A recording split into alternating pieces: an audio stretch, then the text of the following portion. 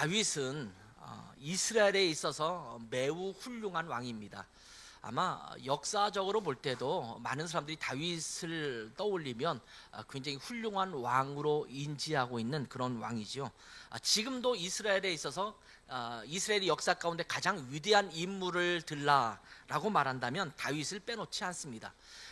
물론 아브라함 또는 모세 그리고 엘리야와 같은 걸직한 인물들이 많이 있죠. 그런데 정치적으로 또 왕 중에서 꼽으라고 한다면 다윗을 비견할 수 있는 왕은 없다라고 해도 과언이 아닐 정도로 아주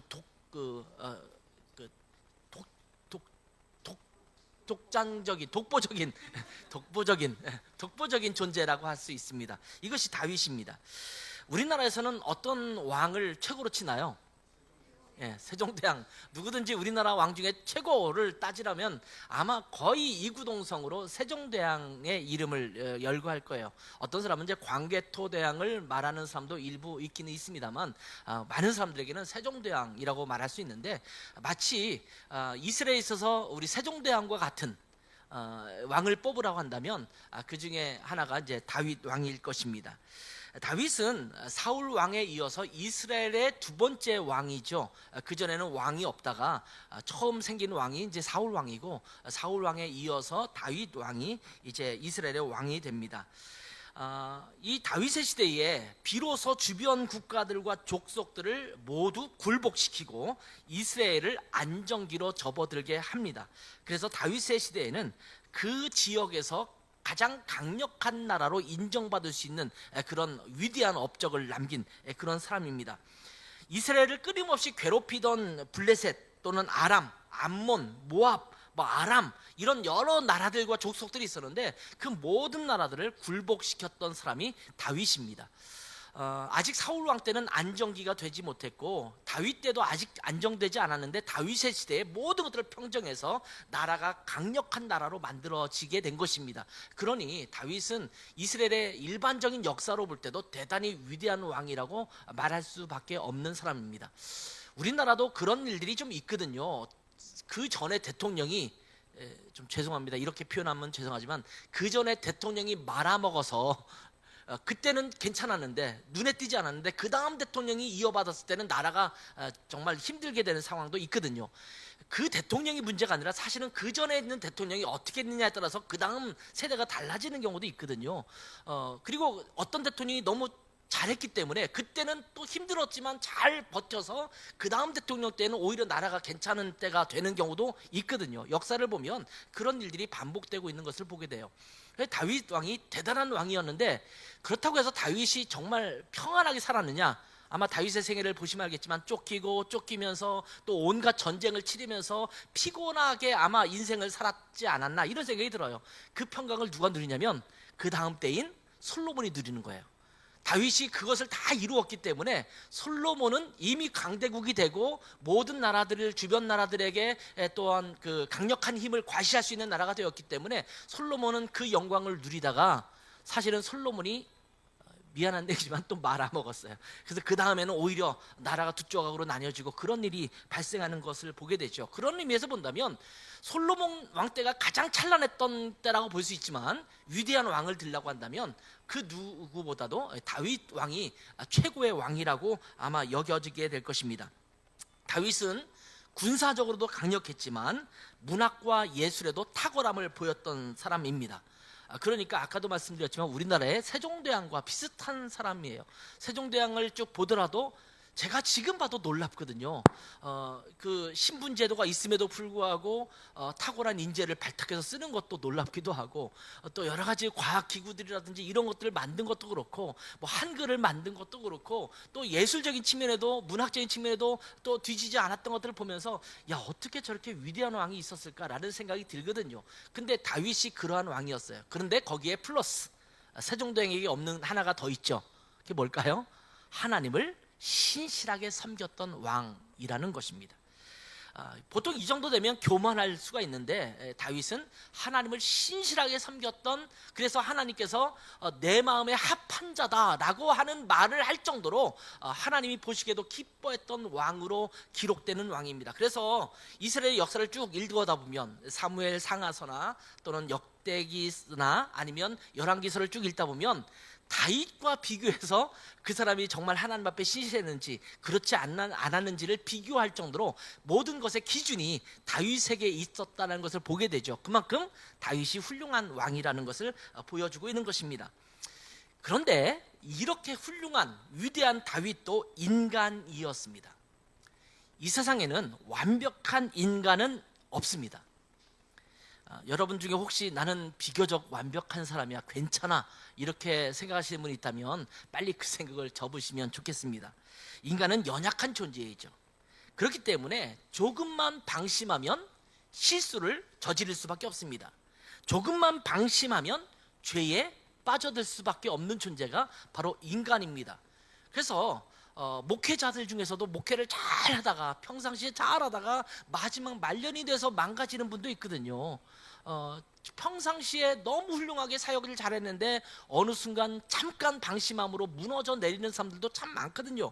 그래서 우리는 끊임없이 조심해야 돼요.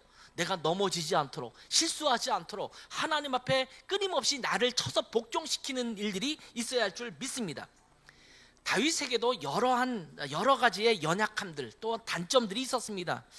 그 중에 하나가 제가 생각해 본다면 자녀를 제대로 훈육하지 못한 부분도 있다라는 생각이 들어요.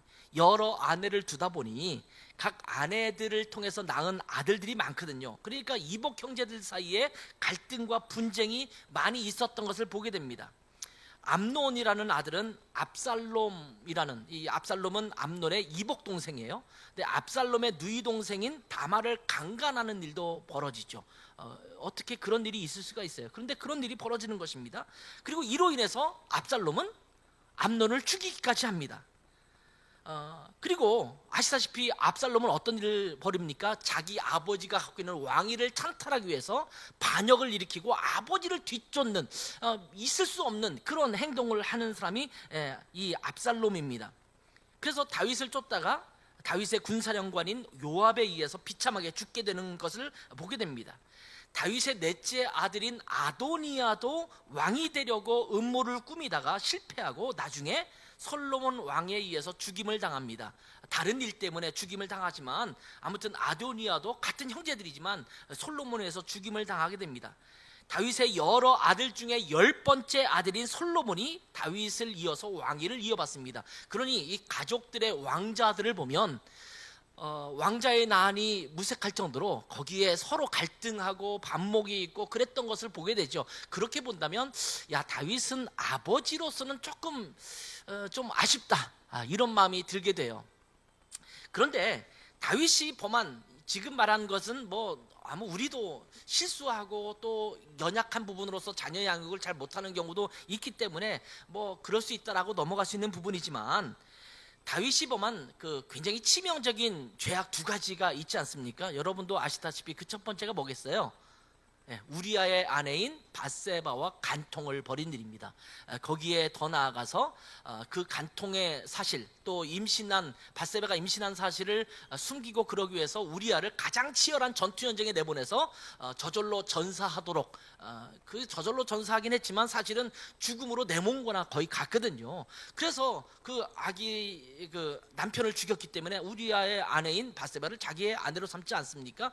그 당시는 DNA 검사가 있었겠어요? 뭐가 있었겠어요? 그러니까 그런 일이 없었던 그 시대에 아주 치밀하게 간통을 저질렀던 것이 다윗에게서는 치명적인 죄악 중에 하나입니다. 아마 다윗의 전생에서 가장 큰 죄악이라고 한다면 밧세바를 범했던 것이 아마 가장 큰 죄악이 아닌가라는 생각이 들어요. 그래서 결국 하나님께서는 다윗의 죄를 지적하시고 밧세바와의 관계에서 태어난 첫 번째 아들은 죽게 되지 않습니까? 그것이 하나님의 그 징계였습니다. 그리고 두 번째 죄악이 뭐냐면 오늘 본문에 나오는 내용입니다. 이스라엘의 인구를 계수한 것입니다. 인구를 조사한 것이 무슨 죄악인가, 이런 생각이 들 수 있습니다. 인구를 조사한 것 자체, 이것을 우리는 죄라고 말하기는 어렵습니다. 왜냐하면 구약 성경에도 보면 인구를 계수해서 조사했던 기록은 여러 군데 등장하고 있거든요. 특별히 민수기라는 명칭 자체가 영어로 따지면 Book of Numbers예요. 그러니까 숫자를 센 책이라고 말하잖아요. 민수기, 백성의 숫자를 셌다라고 해서 민수기 아닙니까? 근데 이 민수기에는 두 번이나 백성의 수를 계수한 장면이 나오게 되죠. 출애굽하자마자 처음에 인구를 계수하고요. 그리고 가나안 땅에 들어가기 바로 직전에 숫자를 다시 한번 계수하는 내용이 쭉 등장하고 있습니다. 근데 이때는요, 하나님께서 모세에게 인구를 세라고 말씀하십니다. 명령하십니다. 하나님의 명령에 의해서 이제는 처음에 출애굽했던 인구가 몇 명인지, 이제 가나안 땅을 들어가서 전쟁을 수행해야 되는데 전쟁을 수행할 만한 군사력이 얼마나 되는지를 계산하고 또한 이게 헤아리기 위해서 그렇게 인구를 세게 했던 것을 보게 되거든요. 그렇기 때문에 인구 조사한 것 자체, 인구를 계수한 것 자체가 죄라고 말하기는 어렵습니다. 그런데 오늘 본문에 나오는 다윗의 인구조사에 대해서는 하나님께서 악하게 여기셨다, 이렇게 기록합니다. 7절 보세요. 하나님이 이 일이 뭐예요? 인구를 조사하게 한 것, 이것을 악하게 여기사 이스라엘을 치심해, 이렇게 기록합니다. 하나님은 왜 다윗의 인구조사를 악하게 여기셨을까요? 하나님은 이 인구조사가 다윗의 교만으로 인한 것이라고 보셨습니다. 인구를 센 것이 다윗의 교만에 의한 것이라는 것입니다. 이미 말씀드렸다시피 인구조사 자체가 죄악이라고 말할 수는 없습니다. 그런데 다윗이 인구조사를 한 시점을 한번 보세요. 전쟁을 치르기 위해서 군사력을 확인하는 것도 아니었습니다. 이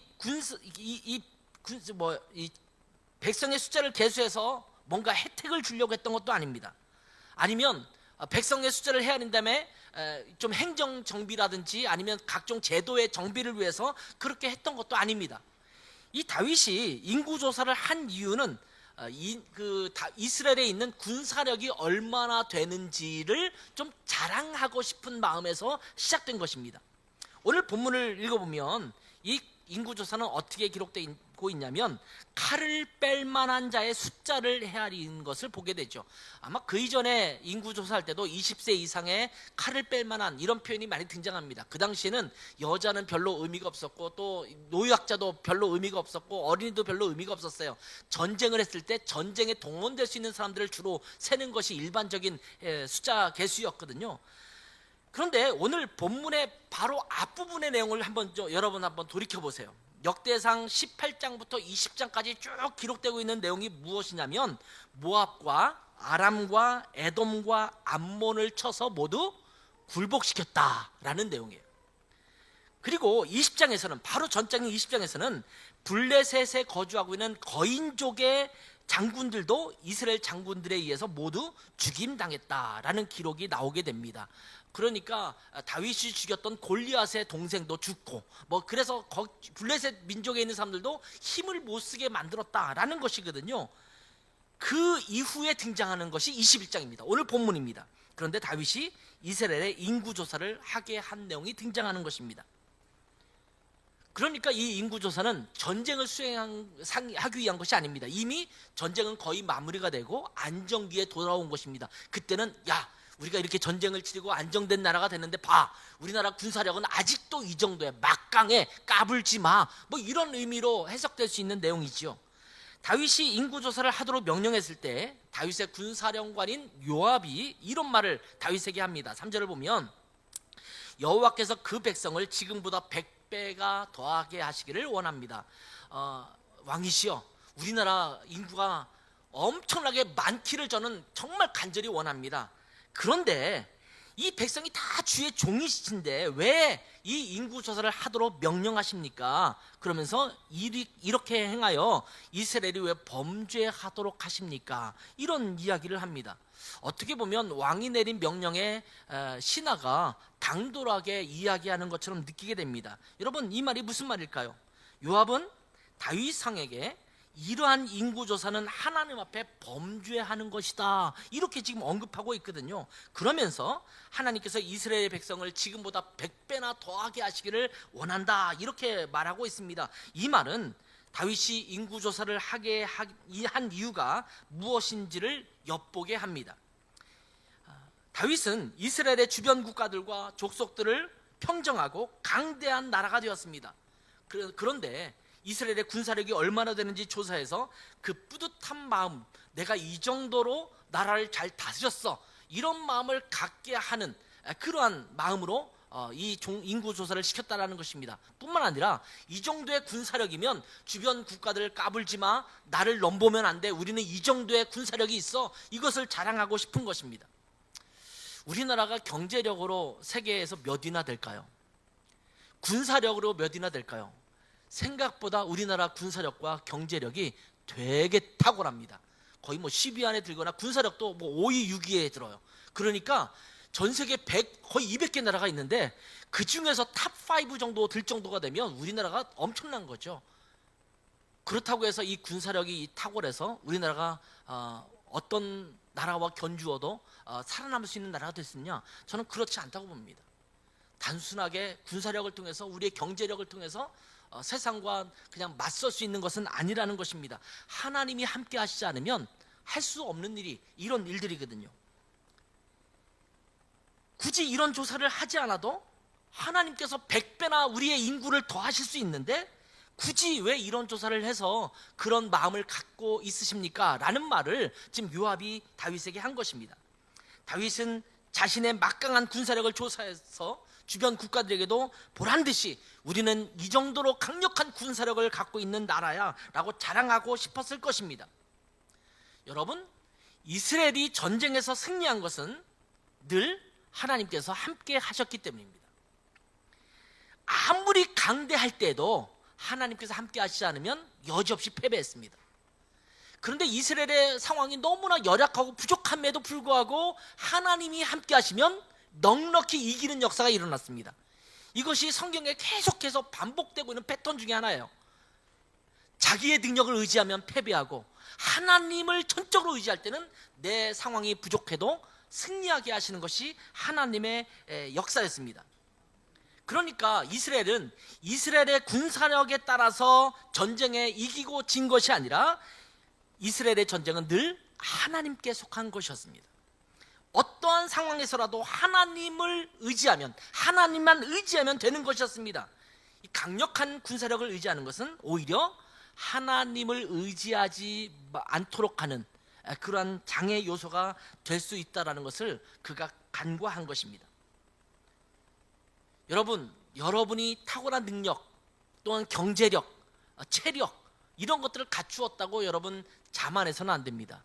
하나님이 그것을 통해서 우리의 인생을 성공적으로 만들어 가시는 것이 아닙니다. 여러분이 직장에서의 좋은 지위에 있는 것이 여러분을 행복하게 만드는 것이 아닙니다. 하나님이 빠지면 우리의 인생은 마치 안고 빠진 찐빵처럼 아무 맛도 없는 무미한 인생이 될 것이고, 하나님이 함께 하시면 놀라운 은혜를 맛보게 되는 그런 인생이 될 줄 믿습니다. 근데 오늘 본문에 보면 다윗이 이렇게 한 이유에 대해서 1절에 이렇게 소개하고 있습니다. 사탄이 일어나 이스라엘을 대적하고 다윗을 충동하여 이스라엘을 계수하겠다, 이렇게 말하고 있습니다. 사탄이 다윗의 마음을 충동질해서 이러한 교만한 마음을 갖게 되었다, 이렇게 이야기한 것입니다.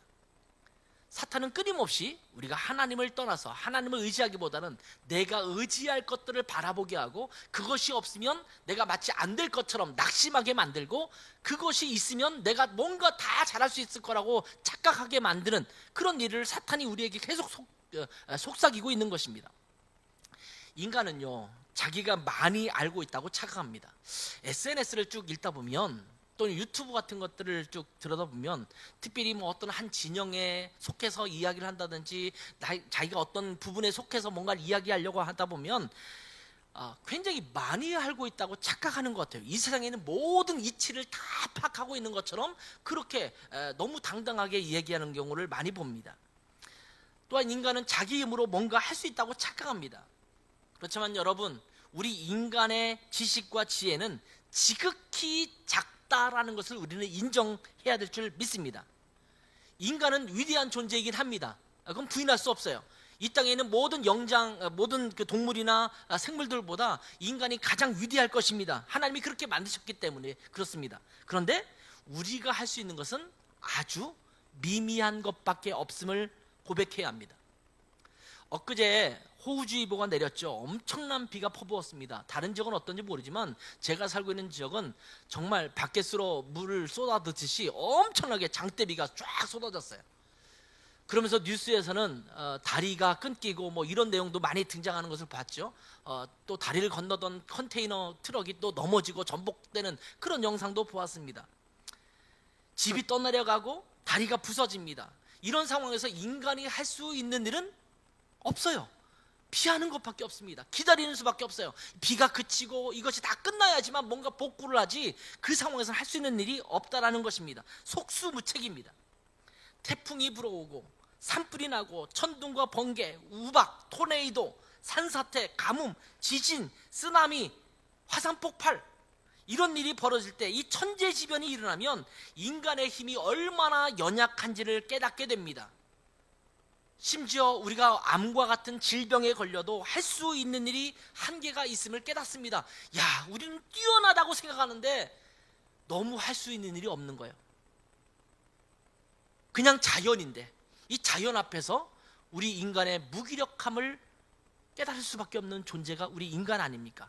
그런데도 불구하고 자꾸 자기 방 안에 들어가면 자기가 모든 것을 할 수 있다고 착각하면서 그렇게 계획하고 자기가 생각하고 계획한 것이 모든 것이 잘 될 것이라고 오해하고 있는 것입니다.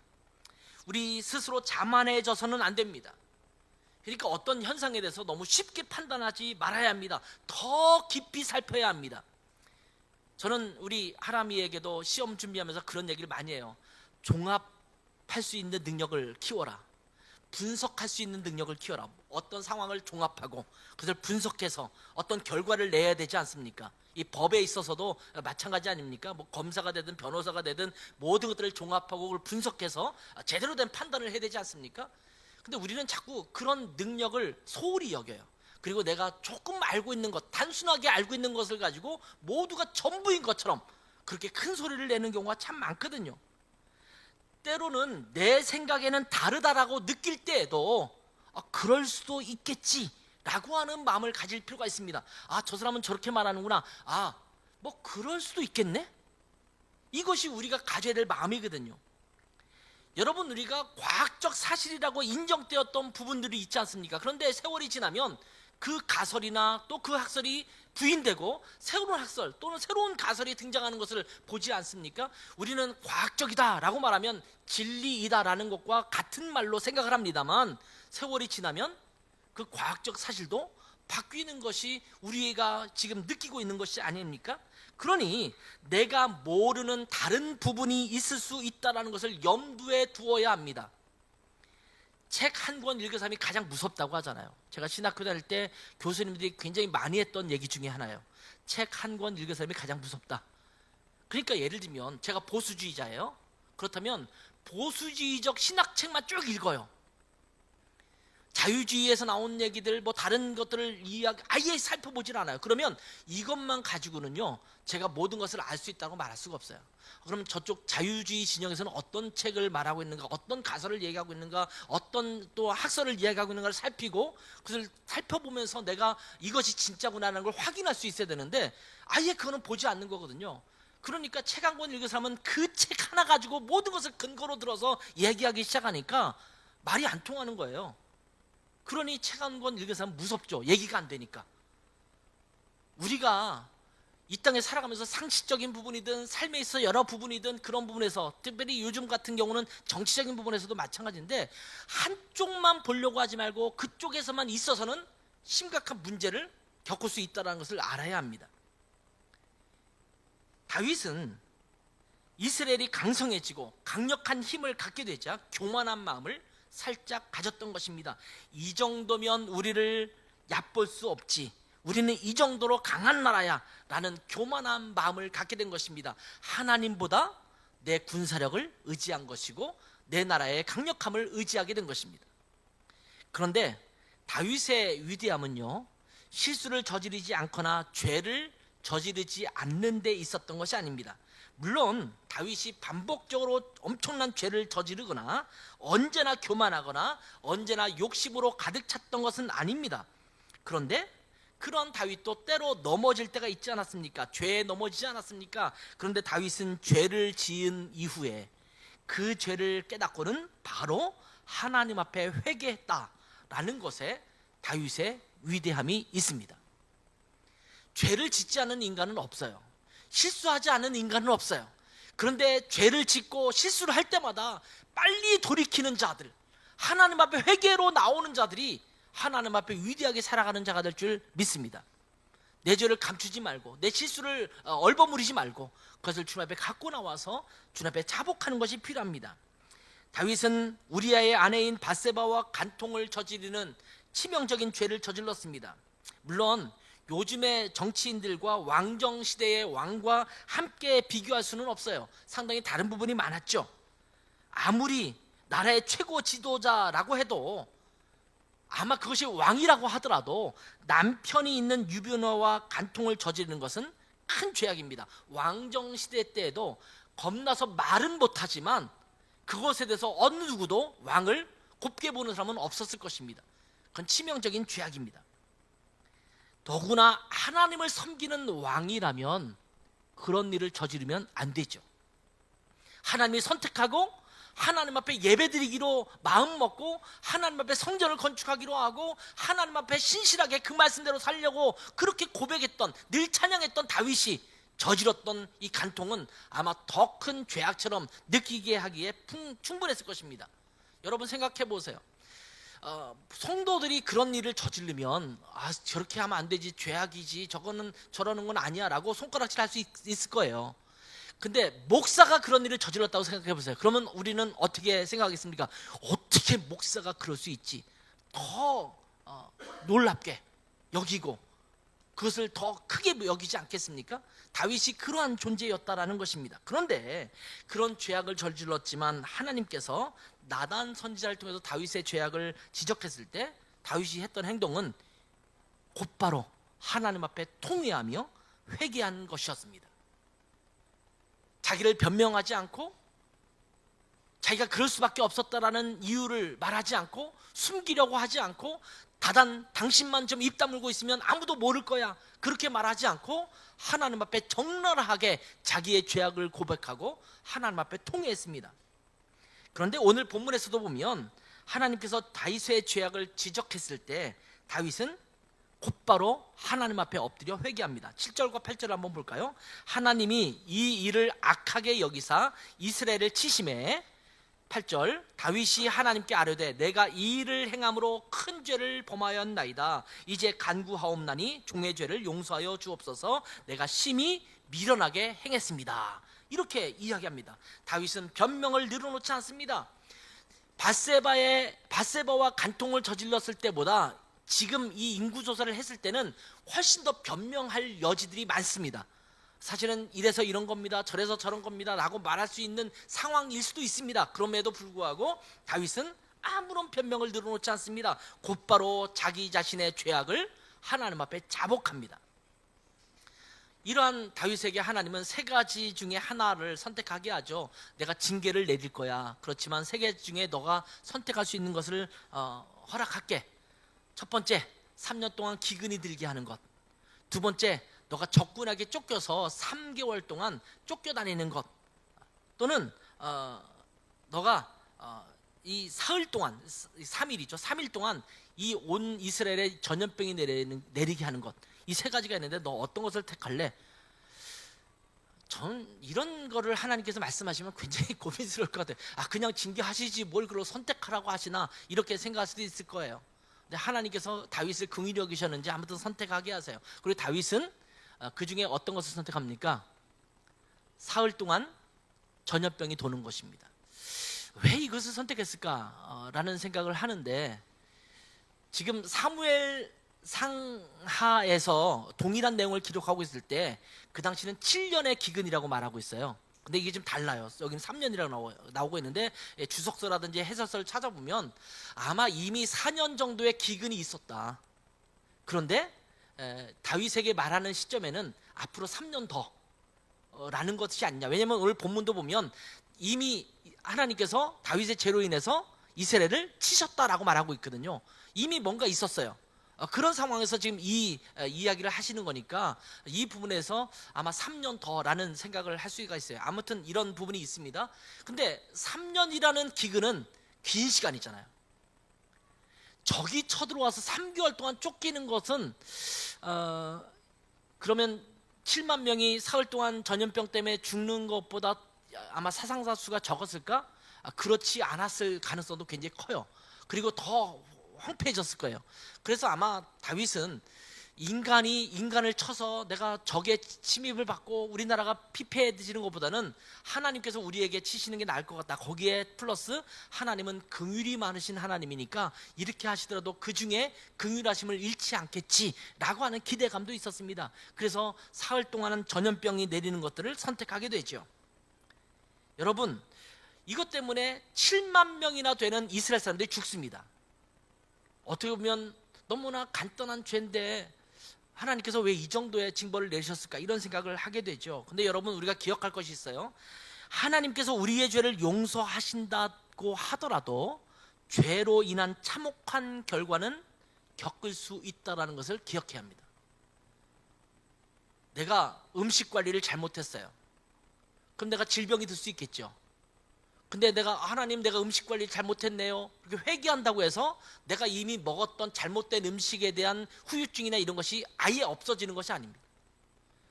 동성애를 저질렀어요. 동성애를 저지르는 것 때문에 나타나는 결과 중에 하나가 뭐냐면 병이 걸 수 있는 거잖아요.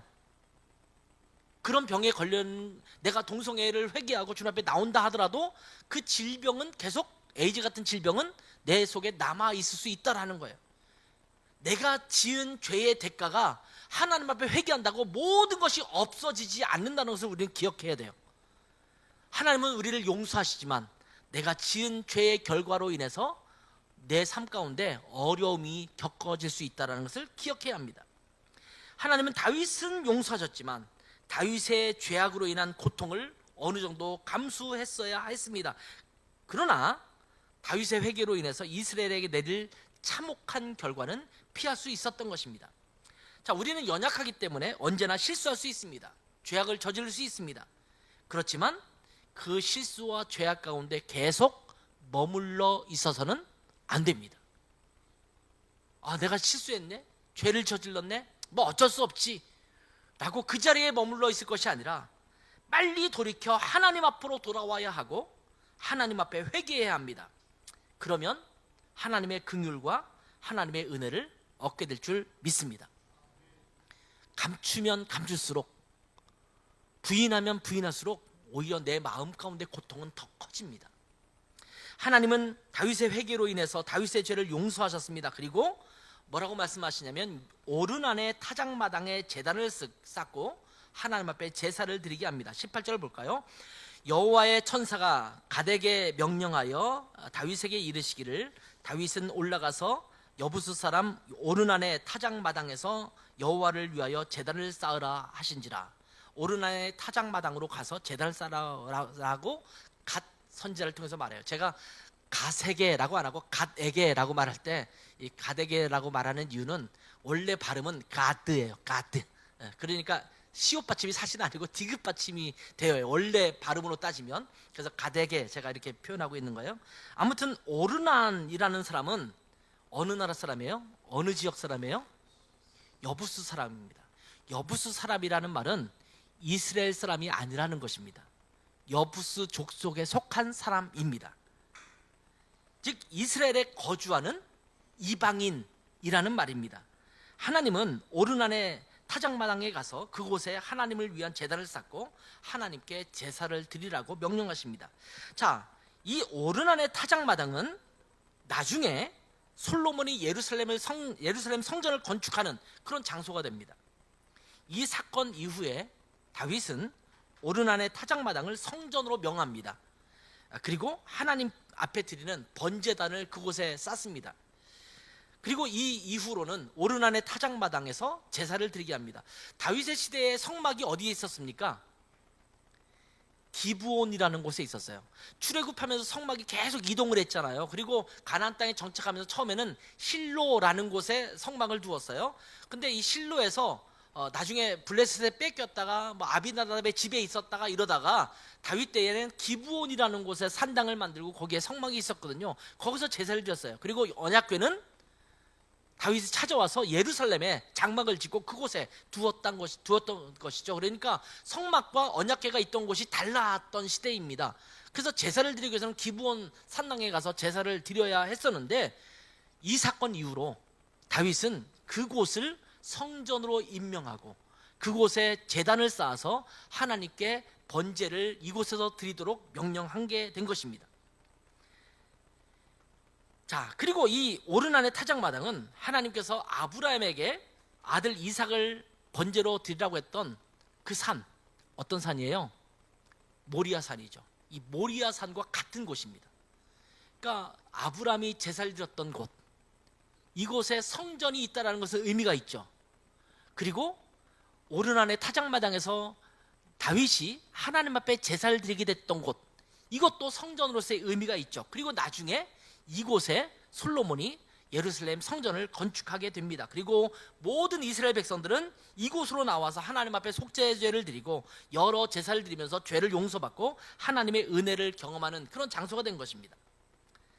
자, 그렇기 때문에 오르난의 타작마당은 인간의 죄악과 하나님의 은혜가 맞닥뜨리는 그런 장소가 된 것입니다. 이곳은 이스라엘을 향하신 하나님의 은혜가 임하는 곳이었습니다. 예루살렘 성전이 건축된 이후에도 인간이 속죄제로 하나님 앞에 나아가고 하나님의 용서가 펼쳐지는 곳, 바로 이 장소가 되었습니다. 이것이 계속 이어지게 된 것입니다. 그런데 지금 우리의 죄악이 하나님의 은혜와 맞닥뜨리는 곳이 어딜까요? 자, 이스라엘 시대는 성전이 인간의 죄악을 하나님 앞에 갖고 나와서 하나님의 은혜로 용서받는 장소가 성전이잖아요. 근데 지금은 예수 그리스도가 바로 이 장소가 되는 것입니다. 우리의 죄악이 예수 그리스도 안에서 하나님의 은혜를 만나서 죄악을 용서받고 하나님의 자녀로 회복되는 그러한 자리, 이것이 바로 예수 그리스도이십니다. 예수 그리스도의 십자가는 하나님의 공의가 행해짐과 동시에 하나님의 은혜가 펼쳐지는 자리입니다. 하나님의 공의는 뭐냐면 죄를 처단하는 거거든요. 근데 예수 그리스도께서 십자가에 돌아가심으로 우리를 향하신 하나님의 죄악에 대한 처단이 그 십자가에서 예수님께서 대신 당하셔서 우리의 죄를 해결하신 것입니다. 그리고 하나님의 은혜가 임하는 곳입니다. 예수님께서 우리의 죄악을 대신 짊어지시고 예수 그리스도로 인해서 우리의 죄악을 용서하시고 우리를 하나님의 자녀로 회복시켜 주셔서 우리에게 영원한 생명을 주셨습니다. 그래서 예수 그리스도는 바로 우리에게 오르난의 타작마당이고 하나님의 성전이라고 말할 수가 있습니다. 우리는 언제든지 실수할 수 있습니다. 죄악을 저지를 수 있습니다. 그러나 하나님 앞에 빨리 돌이켜 하나님께 나와 회개하는 자들이 되어야 합니다. 예수 그리스도를 통해서 우리의 모든 실수와 죄악은 용서되고 하나님의 은혜를 다시 누리게 되는 축복을 누리게 될 줄 믿습니다. 이 은혜의 자리를 우리가 사모하는 자가 되어야 합니다. 하나님, 내가 또 죄악을 저질렀군요. 하나님 앞에 실수했군요. 그렇다면 이 죄악을 가지고 예수 그리스도 앞에 나아갑니다. 그리스도의 십자가의 보혈 앞으로 나갑니다. 하나님, 그리스도의 보혈로 우리를 맑게 씻겨주시고 우리를 새롭게 하시고 하나님의 자녀로 회복되는 은혜의 사람이 될 수 있도록 축복해 주십시오. 이러한 자리로 끊임없이 나가야 합니다. 말씀드렸다시피 우리는 살아가면서 죄를 저지를 수밖에 없잖아요. 품지 말아야 될 마음도 품고 어떤 때 화를 내지 말아야 되는데 화를 내기도 하고 하나님보다는 다른 것들을 더 사랑하고 다른 것들을 쫓아갔던 삶이 우리 가운데 있을 수 있잖아요. 근데 거기에 계속 머물지 말고 우리는 계속 은혜의 자리로 나가야 합니다. 주님의 보혈로 예수 그리스도의 십자가로 그리스도 앞으로 우리가 나아갑니다. 그리고 우리에게 하나님의 은혜를 회복하는 그 삶의 자리로 나아가 우리에게 영원한 생명, 영원한 축복, 영원한 은혜를 누리는 그런 자들이 되게 없어서 이렇게 은혜의 자리를 사모하는 우리 모두가 되기를 바랍니다. 그래서 하나님의 은혜를 매 순간 누릴 수 있는 우리 모든 라하 고향 식구들 되기를 주님의 이름으로 축원합니다. 기도하겠습니다. 하나님 아버지, 하나님은 우리에게 은혜의 자리를 베풀어 주셨음을 인하여 참으로 감사합니다. 우리의 죄악을 그냥 벌하실 뿐만 아니라 우리가 그것을 해결하고 회복하고 하나님의 은혜를 만날 수 있는 자리로 우리를 이끌어 주신 하나님의 긍휼하심이 있음을 인하여 참으로 감사합니다. 하나님, 우리가 이것을 기억하게 하시고 우리가 때로는 죄를 짓고 또 때로는 실수를 저지르지만 거기에 머물러 있지 않게 도와주시고 끊임없이 예수 그리스도의 십자가 앞으로 나아가서 다시 한번 회복의 은혜를 누릴 수 있는 우리 모두가 될 수 있도록 함께해 주시기를 원합니다. 그래서 영원한 생명을 가진 자로서의 삶을 우리의 삶 속에서 일상에서 계속 누릴 수 있는 축복이 우리 모두에게 임하게 도와주시옵소서. 주님, 날마다 예수 그리스도의 십자가 앞으로 나아가서 그 생명을 부여받는 놀라운 하나님의 사람들 될 수 있도록 은혜 베풀어 주시옵소서. 감사하며 예수님의 이름으로 기도했습니다. 아멘.